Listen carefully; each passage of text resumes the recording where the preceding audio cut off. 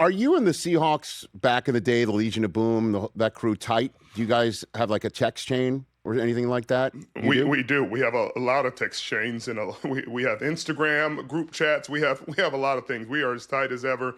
I just talked to Bobby yesterday or the day What a before. season, by the way.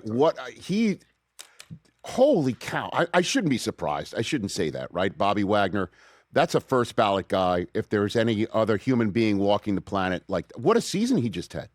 It's unbelievable how consistent he's been over a career. It should be studied. I mean, he has the second most All-Pros, tied with Jerry Rice, one of the greatest players to ever play this game of football.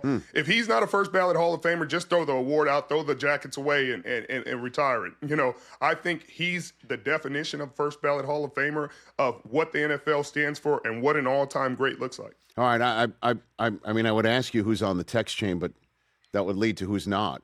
Right? I mean, Yeah, I don't want to. right, I don't want to do that. Did Pete Carroll's firing hit the text chain? And you guys talking about it, Richard? Yeah. We always talk about things that happen with Pete because you want better for him, and unfortunately it looks bad. And now they're speculating, about Brennan and all this and nepotism and all these things. If people using words they've never used in their life, they're like, yeah, he shouldn't have been nepotistic. I'm like, well, I don't even think that's a word, guys. But they're messing with a Stanford guy there, so be careful.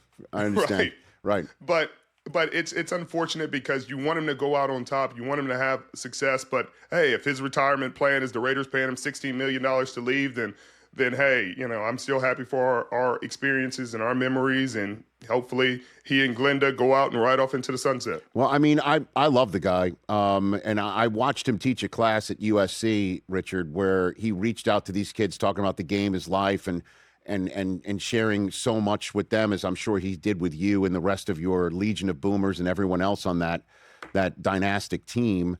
I wonder if you just want to pound the table for his potential Hall of Fame credentials, Richard, what he did for you and what unfortunately wasn't able to be manifested for the Raiders, Richard. Yeah, I mean, his impact on the game, and I think that's what makes him a Hall of Famer is just his impact on the game, his consistency. I think a lot of the coaching philosophy and cultural, the way people think about football coaches came from him and his line of thinking, and not his first stint in the NFL, but his most recent stint with the Seattle Seahawks coming in 2010, because he brought that college energy, playing music, just having fun, not the serious, I think there was two lines of thought at the time. It's the Bill Belichick, old school Brian Billick, and hey, you got to be tough, you got to be quiet, you got to be practice for 3.5 hours and just grind these guys into the ground. And then you had Pete Carroll's model where it's like, hey, 2 hours, 15 minutes, in and out, go out there, roll the ball out, have a good time, compete as hard as you can,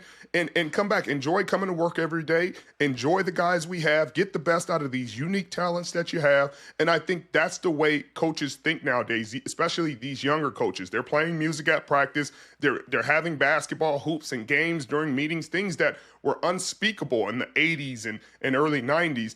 Are now standards in NFL locker rooms and on winning teams. So I think that's something, his impact on the game can be seen and felt throughout a number of locker rooms and on winning teams and coaches that are having a lot of success. Hey, you made it all the way to the end. Thanks for that. Check us out every single day streaming live on Disney Plus and the ESPN app 12 to 3 Eastern.